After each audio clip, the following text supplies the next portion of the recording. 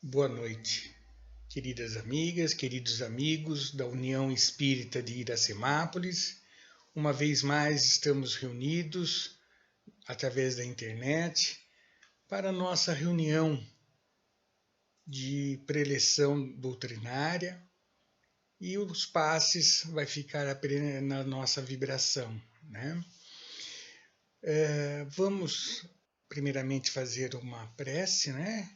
Então, elevemos o nosso pensamento a Jesus para agradecer por esta oportunidade de juntos, em seu nome, Senhor, que possamos compreender os ensinos que o Senhor deixou para nortear nosso caminho em busca de nossa ascensão espiritual. Que a sua doce e serena paz se faça sentir por todos nós aqui reunidos. Que assim o seja. Queridos amigos, hoje nós queremos falar com vocês a respeito de uma das leis morais que estão inseridas no livro terceiro do Livro dos Espíritos, que é justamente a lei de justiça, amor e caridade. Ela tem esse aspecto, né, porque nós vamos, no transcorrer da nossa preleção, perceber esses três pilares que a sustentam. Lembrando que na codificação, quando foi colocado esse terceiro livro, foi com o objetivo de entendermos um pouquinho melhor a lei divina, que é única, que é a lei do amor. Então, essas 10 leis que compõem o terceiro livro, na realidade é uma forma didática de entendermos a lei de amor. E a última dela é justamente a lei de justiça, amor e caridade. Então vejamos, primeiramente, o que se entende por justiça.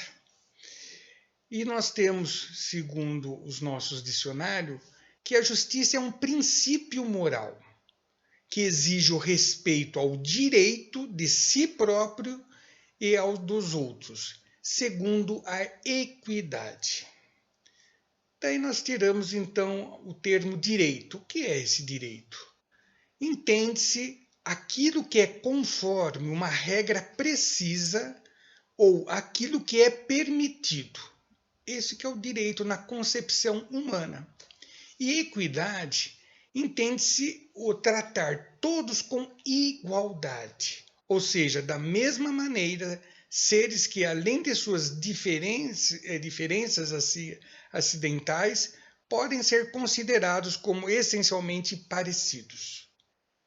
Então, essa é a lei dos homens, esse é o senso de justiça que deve nortear, né, justamente essa equidade. Mas também pode-se falar de um sentimento de verdade. Tanto que a Bíblia, como aqui nós já falamos algumas vezes, simbolicamente, usa muitas vezes a expressão justiça como representando a verdade, ou o conhecimento da verdade, de equidade, de humanidade, colocando acima das paixões humanas. E aí nós começamos a refletir que esse sentimento de justiça está na natureza de cada um de nós.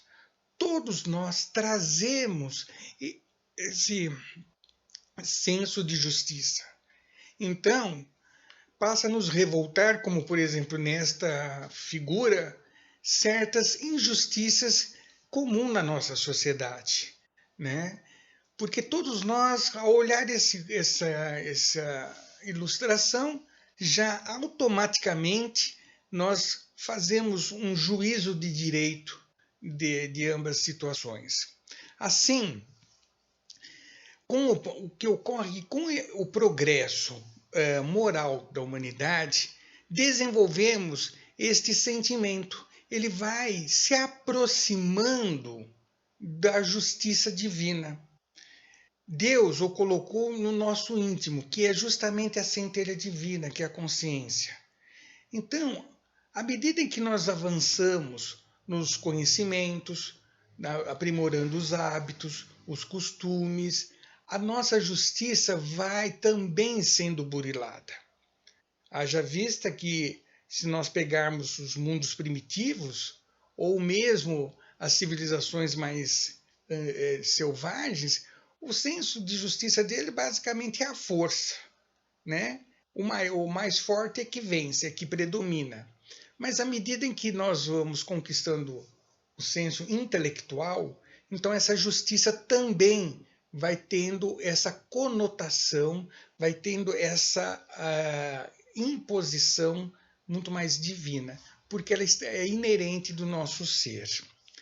Assim, o que nós vamos percebendo que a humanidade, ela cria leis de justiça, porém elas são imperfeitas, diferente das leis divinas, porque as leis divinas são imutáveis, porque ela é justa, é perfeita, ela não precisa aprimoramento. Já a do homem, não. E aí, se nós pegarmos dentro de um próprio país, periodicamente, nós vamos vendo que as leis vão se aprimorando, vão modificando, e às vezes elas mudam completamente seus objetivos. Se nós pegarmos, por exemplo, antes de 1889 no Brasil, a escravidão era algo permitido, normal, algo que todos os segmentos da sociedade utilizavam. Hoje é inadmissível pensar, né, numa escravidão, tanto que hoje existem frentes de polícia, de direitos, que vão atrás daqueles empregos onde as pessoas têm uma condição de escravidão. Então, por quê? Porque a lei do homem ela muda com o tempo e de acordo com as necessidades da própria sociedade. Assim, nós vamos entender que Deus colocou em nossos corações o sentimento da verdadeira justiça, fazendo que cada um de nós queira ver nossos direitos respeitados. E é isso que nós estamos avançando. Estamos vivendo na atualidade esse grande movimento, né, que ocorreu nos Estados Unidos, infelizmente.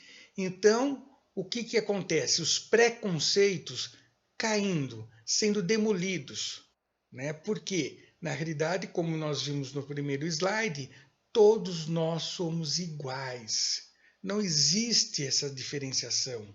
E dentro da conceituação espírita, nós somos espíritos, né?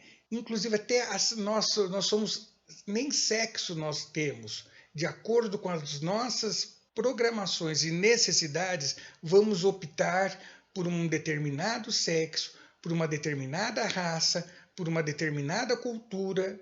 Então, isso já existe em cada um de nós e à medida que evoluímos, isso vai se tornando cada vez mais uma realidade. Tanto que Jesus, ele recomendou: queira cada um para os outros o que quereria para si mesmo. Realmente, essa é uma regra de conduta que, se nós exercitássemos de uma forma mais frequente, muitos equívocos deixariam de existir na nossa existência. Antes de qualquer atitude, antes de qualquer expressão ou fala, vamos analisar se nós gostaríamos de ouvir determinadas ideias, sugestões, conselhos, né? Se estivesse no lugar daquela outra pessoa. E, por certo, nós evitaríamos muitos dissabores. Então, Jesus já nos deixa claro, esta é uma regra de ouro, que se nós seguirmos, nós vamos conseguir avançar muito espiritualmente, porque nós estaremos cometendo menos equívocos. Assim, aquele que respeitar, então, os direitos dos seus semelhantes, procederá com justiça. Então, vejam, basicamente, a justiça depende de nós, de entendermos o que é melhor para nós. E aquilo que é melhor para nós, nós transferirmos também para o nosso próximo. Como nós estamos vendo nessa ilustração, por exemplo, respeitar certas condições da sociedade, dos indivíduos, e entender que todos nós, respeitando o próximo, a natureza, o meio em que convivemos, tudo se torna muito mais harmônico, tudo se torna muito mais prazeroso e muitos problemas deixarão de existir. Então, dentro dessa lei de justiça, amor e caridade, nesse aspecto da justiça, eu acho que nós ficamos muito claro dentro da concepção espírita. Vejamos, então, com relação ao amor. Qual o conceito de amor? Temos como um sentimento interior que nos remete a um objeto considerado bom. Mas também, em se tratando de pessoa, é uma força tendente a aproximar e a unir, numa relação particular, dois ou mais seres. Exemplo, amor ao próximo, amor fraternal. Então vejam que quando nós falamos em amor, ainda hoje, para nós fica um pouquinho até difícil definir de uma forma tão clara, tão objetiva. Né? Nós temos várias definições. Isso por quê? Porque se nós pegarmos dentro da cronologia da humanidade, esse sentimento é muito recente entre nós. Ele tem um pouquinho mais de 2000 anos na forma que ele foi conceituado. E foi conceituado pelo Cristo Jesus. Porque antes do Cristo, não se usava essa expressão. Não tinha esse valor a ser observado. E vejam que já se passaram mais de 2000 anos e ainda nós temos diferentes definições de amor. Tanto que na língua grega nós temos 5 tipos de expressar esse amor. Né? Mas o que Jesus recomenda? Porque ele é o marco que vem trazer justamente esse sentimento para nós. Ele vem descortinar esta virtude. Ele diz: amai-vos uns aos outros como irmãos. E aí ele está dizendo justamente é aquele amor incondicional.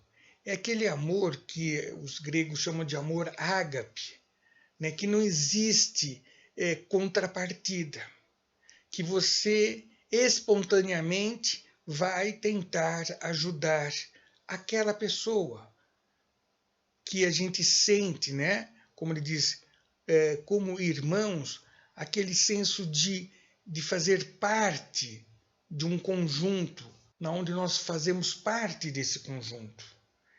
E este amor, se nós efetivamente tivermos esse compromisso de amar o próximo como a nós mesmos, então nós, uma vez mais, estaremos pavimentando o nosso caminho com muito mais brandura, com muito mais equilíbrio e com muito menos desavença.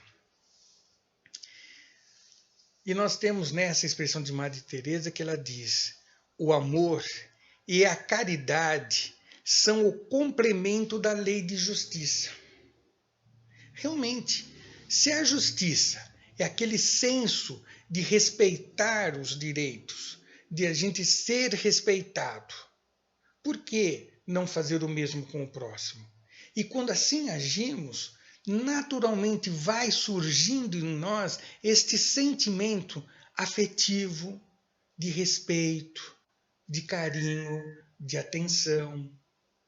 Então, é um desdobramento natural. Por isso que nós já estamos numa ascensão espiritual aptos a vivenciar esta realidade. Basta que nós sempre nos coloquemos no lugar do próximo, e aí tudo se tornará muito mais fácil. Mas no Evangelho nós temos, e Jesus diz, que amar o nosso irmão, amar aqueles a quem gostamos, é muito fácil. Até os gentios assim agem. E a questão é possível amar um inimigo?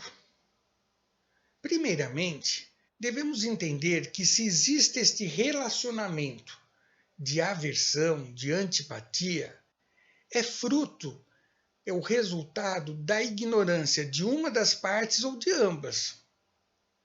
É falta justamente da aplicação daquela justiça em que talvez não foi respeitado o direito do próximo ou o nosso direito.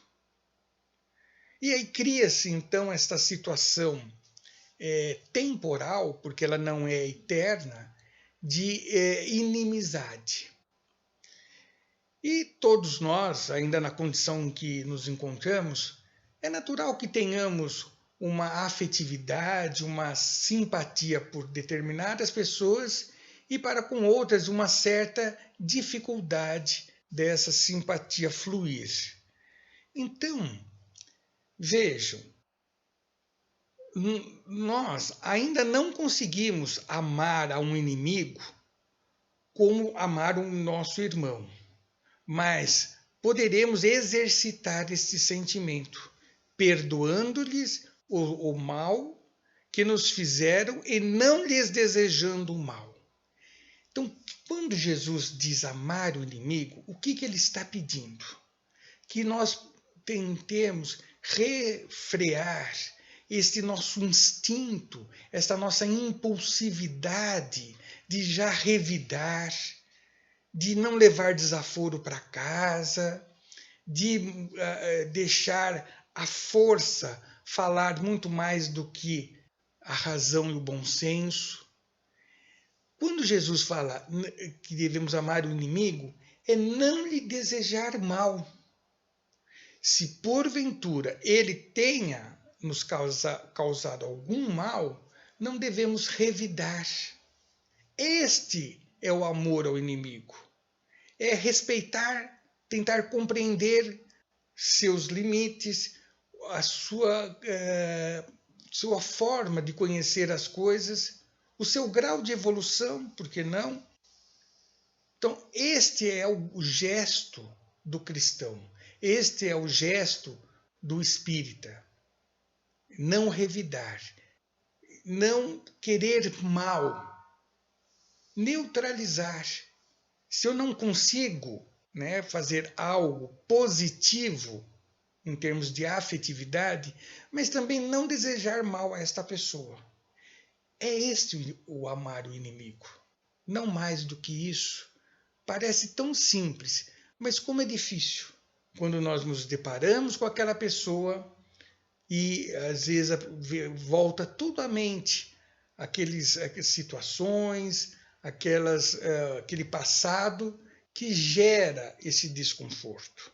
Então, nessa hora, é procurar evitar que esses pensamentos perdurem na nossa mente, tentar fazer uma prece simples, breve, uma petição, e não desejar que essa pessoa cometa novos desequilíbrios e que nós também não venhamos a cometer. Este é justamente o amor ao inimigo. Esta prática vai fazer com que todos nós possamos conviver de forma mais harmônica. Muito bem, nós já vimos então a questão da justiça, a questão do amor, e agora vamos ver também um pouquinho a respeito da caridade. Que se o amor para nós é algo recente ainda, é uma experiência que estamos realizando, que estamos conquistando, a caridade então está ainda por desabrochar em cada um de nós. Mas qual é este conceito então de caridade? Vem da mesma raiz do amor, que quer dizer caritas. é uma virtude cristã fundamental que move a vontade à busca efetiva no bem de outra e procura identificar-se com o amor de Deus. A máxima empregada é: ama o próximo como a ti mesmo. Então, se o amor, nós falávamos há pouco, ele é um sentimento que nós definimos, que estamos tentando conhecer e experimentá-lo, a caridade é a parte prática. Se o amor é algo teórico, a caridade é a prática. É justamente o amor em ação. E isso vai se dar, não é do dia para a noite. Não vamos ter aquela pretensão de falar, não, a partir de hoje eu vou ser outra pessoa. Não. Requer algumas disposições de nossa parte, primeiramente de fazer uma autoanálise, de nós podermos nos conhecermos, conhecer nosso limite. E, feito isso, então vamos tentar corrigir aquilo que nos desequilibra, aquilo que faz com que percamos, o senso de equilíbrio. Então, aquelas pessoas excessivamente impulsivas, temperamentais, explosivas, este é o primeiro exercício que a pessoa vai ter que ter, para depois ela poder, então, conhecer o sentimento de amor e aí externá-lo com práticas que nós denominamos como caridade. Assim, é algo que vamos gradativamente construindo. É uma construção lenta, mas não podemos desisti-la jamais. No Livro dos Espíritos, na questão 886, nós temos: qual é o verdadeiro sentido da palavra caridade, como a entendida por Jesus? E ele diz: benevolência com todos, indulgência com as imperfeições dos outros, perdão das ofensas. Então, estas três virtudes são fundamentais para que possamos exercitar a verdadeira caridade. Não aquela caridade que nós fazemos de doar uma cesta de mantimento, uma roupa, um calçado, ou mesmo em espécie. Isso é filantropia. É diferente de caridade. Porque a caridade, como diz, é benevolência com todos, indistintamente. Essa benevolência é ser bom, ou seja, não fazer nada que vá ferir o próximo, respeitando seus limites, respeitando suas convicções, respeitando seu ponto de vista. Ninguém é dono da verdade. Indulgência com as imperfeições dos outros. E isso é algo tão difícil de a gente ver, pessoas indulgentes, porque quando nós vemos uma pessoa, a primeira coisa que a gente vai observar são seus defeitos, são as suas coisas que o caracterizam negativamente. Então, indulgência é você entender o momento daquela pessoa, a sua realidade, o seu grau de conhecimento das coisas. E muitas vezes, naquela ânsia de nós querermos que a pessoa aprenda, que a pessoa experimente, que a pessoa tenha uma melhora até, nós forçamos tanto aquela pessoa e não respeitamos seus limites. E aí nós perdemos, aquilo que nunca tivemos, que é a paciência. E aí a gente já começa a falar alguns impropérios para a pessoa e desistimos da pessoa. Então vejam, a pessoa indulgente é aquela pessoa que tenta entender o próximo e, a partir desse entendimento, saber auxiliá-lo.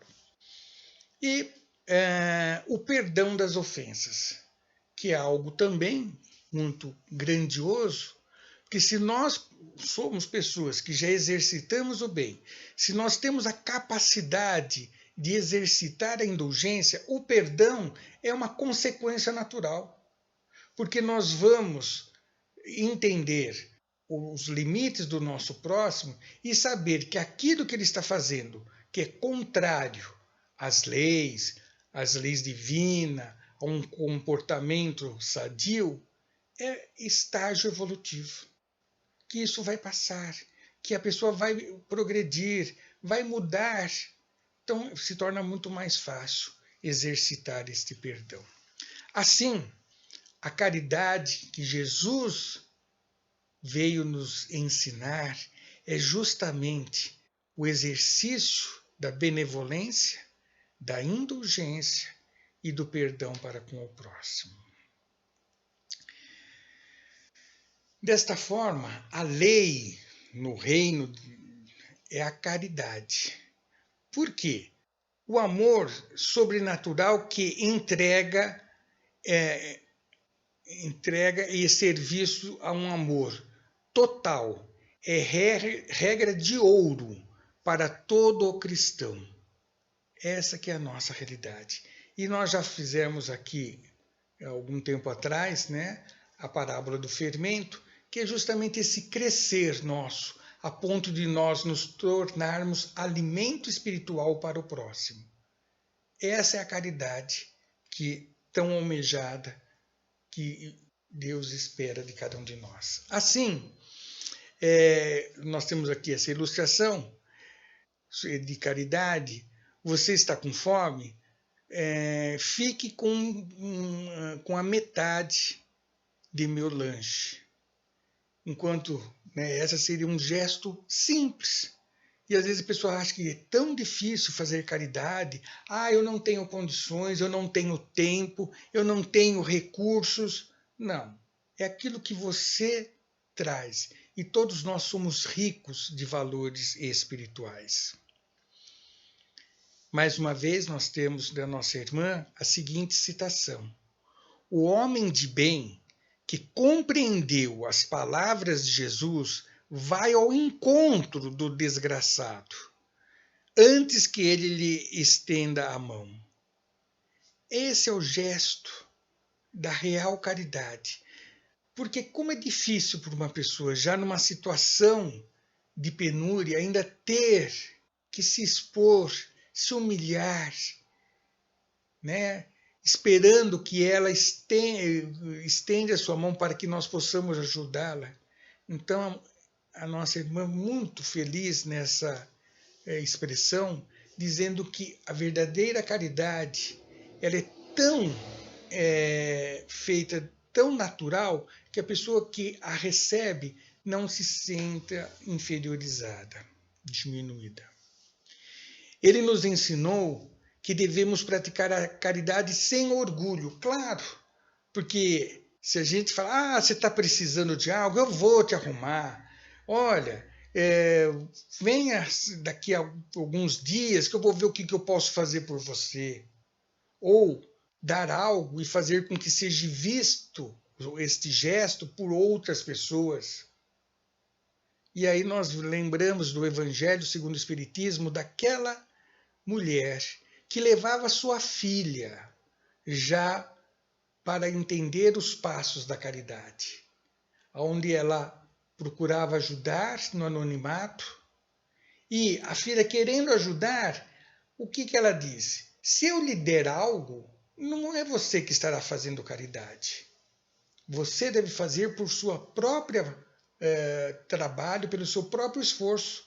Vá confeccionar algumas roupas, se debruce num trabalho e o fruto desse trabalho você poderá então dar a alguém convertendo-se em caridade. Que coisa linda! E vejam que ela era uma pessoa extremamente de posses, mas ela ficava com a sua carruagem muito distante e ia levar a ajuda a pé para que não ser vista e com isso humilhar as pessoas que recebiam da sua caridade. E nós temos uma famosa expressão: não saiba a vossa mão esquerda o que a direita der. O que Jesus quis dizer com essas palavras? Justamente não fazer propaganda, divulgação, não fazer tanto alarde como os fariseus tinham por hábito. Porque quando eles saíam da sinagoga, era muito comum que algum de seus serviçais iam à frente, tocando flautas e clarim para chamar a atenção do povo. Em seguida, eles vinham atrás com um saco de moedas de pequeno valor e distribuía aos pobres, para mostrar que eles eram generosos, que eles eram tementes a Deus, que eles faziam a caridade. Mas essa caridade não é o que Jesus apregoa. Uma outra forma dessa caridade, instruir as pessoas que desconhecem um assunto, desconhecem um tema, dar a ela a oportunidade do conhecimento, capacitá-las para que possam se inserir numa sociedade, num mercado de trabalho, que ela possa, inclusive, melhorar seus cuidados pessoais. Essa é uma forma também de exercermos a caridade. E devemos praticar a indulgência com os defeitos dos nossos semelhantes. E aqui nós temos a representação da mulher adúltera, em que os homens, a multidão queria apedrejá-la, e o que a indulgência pede? Que nós procuremos não ver as suas imperfeições e ajudá-la a corrigir, sem humilhar, sem menosprezar. Muito bem. Assim, no terceiro livro do Livro dos Espíritos, nós temos essas 10 leis que compõem o terceiro livro, que são as leis morais, lei divina ou natural, que é a lei de adoração, a lei de trabalho, lei de reprodução, lei da conservação, da destruição, vejam, lei da sociedade, lei do progresso, lei da igualdade, da liberdade e a última, lei de justiça, amor e caridade. Então essa divisão da lei em 10 partes, da mesma forma como fez Moisés com os 10 mandamentos, abrange todas as circunstâncias da vida. Kardec considera a lei de justiça, amor e caridade a mais importante das leis naturais, porque na realidade ela é o resumo de todas as outras, como nós tentamos falar. E aproveitando esta oportunidade, vamos também estabelecer essa relação entre justiça, amor e caridade, tendo como base as 3 revelações. Por que é uma lei composta dessa tríade? Porque faz parte justamente do planejamento divino para a humanidade, em que, à medida em que o homem vai se desenvolvendo, em momentos oportunos e compatíveis com a sua oportunidade de aprendizado e melhoria, então foram trazidas 3 revelações. Nós temos, como a lei de justiça, justamente a primeira revelação que veio com Moisés, ensinando o respeito a tudo e a todos. Ou seja, ele trouxe os 10 mandamentos. Eram regras como proceder bem para consigo mesmo e para com os outros. Porque até antes disso, o homem vivia numa barbárie. Então, ele, com a primeira revelação, que é a justiça, ele começa a fazer com que o homem respeite, primeiramente, a si mesmo. E, consequentemente, por sentir-se melhor, ele vai transferir também esse respeito ao próximo. Assim como ele vai alencar uma série de direitos que julgam possuir, ele também tem o dever de respeitar o direito alheio. Então, foi um momento, um marco muito importante para a humanidade. Quando ela sai do estágio de barbárie, de selvageria, e ingressa já para o estágio de uma civilização mais organizada. Aí nós vamos ter a segunda revelação, que é o amor, trazida por Jesus. Como nós falávamos há pouco, ele vem nos ensinar a sentir, a ter este sentimento que até então o homem não vivenciava, não experimentava. E este amor, ele é universal. Ele, para todas as pessoas, todas as atitudes, todos os seres, a natureza, enfim, tudo é regido por este sentimento, por esta lei. Assim, ele nos ensina que tudo que temos que fazer ao nosso próximo é aquilo que queria que o próximo fizesse conosco. Ele ensinou essa lei com a frase: amar a Deus sobre todas as coisas e ao próximo como a si mesmo. É assim que ele resume todas as leis e os profetas. Amar a Deus, sim, por ser essa inteligência suprema, por nos criar, por nos dar a vida, por nos fazer a imagem e sua semelhança, por permitir que cada um de nós tenhamos essa centelha divina. E essa centelha tem que se expandir, tem que crescer e tem que se relacionar com o próximo. Este é o princípio que devemos vivenciar. E, finalmente, nós temos a terceira revelação, que é a caridade. A doutrina espírita são os espíritos de luz que a formaram, nos revelando a verdade acerca da realidade após a morte. Eu gosto muito de falar a doutrina dos espíritos. Não é uma religião a mais, não é um segmento filosófico a mais. Não é uma ciência à parte. Ela é composta por espíritos de diferentes religiões, de diferentes concepções filosóficas, de diferentes escolas científicas, que cada qual, trazendo o que tinha de melhor, vem compor essa doutrina para que todos nós possamos avançar dentro do conhecimento da verdade. Esclarece porque ela vai nos esclarecer por que nós sofremos e nos dá justamente esse sentido de esperança. Então, quando nós conhecemos as causas das nossas dores, das nossas aflições, é muito mais fácil suportá-la. Nós vamos entendê-la, que ela cabe a cada um de nós, não porque Deus está se vingando ou está nos punindo, mas Ele está justamente nos dando oportunidade de nós fazermos a reforma interior, a corrigenda de nossa rota. E desta forma, ao fazermos a caridade, nós vamos justamente exercitar o amor. Nós vamos experimentar o relacionamento que deve ser natural. Não é nada especial. Respeitar, amar o próximo, respeitar o direito do próximo. Isso é algo que é uma forma natural comum de todo espírito emancipado viver.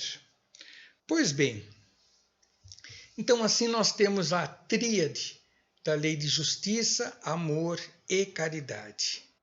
Nós fizemos esta apresentação baseado no Livro dos Espíritos, né, e as imagens extraídas do Google. Assim, os condenados a mendigar são vítimas da sociedade, pois esta não lhe deu boa educação moral e o ensino das leis de Deus. Ou seja, se ainda nós vivemos as desigualdades, se ainda existem muitos preconceitos, é justamente porque nós deixamos de aplicar a lei de justiça, amor e caridade. Porque se nós aplicássemos esta lei, não haveria tanta desigualdade, não haveria tanta fome.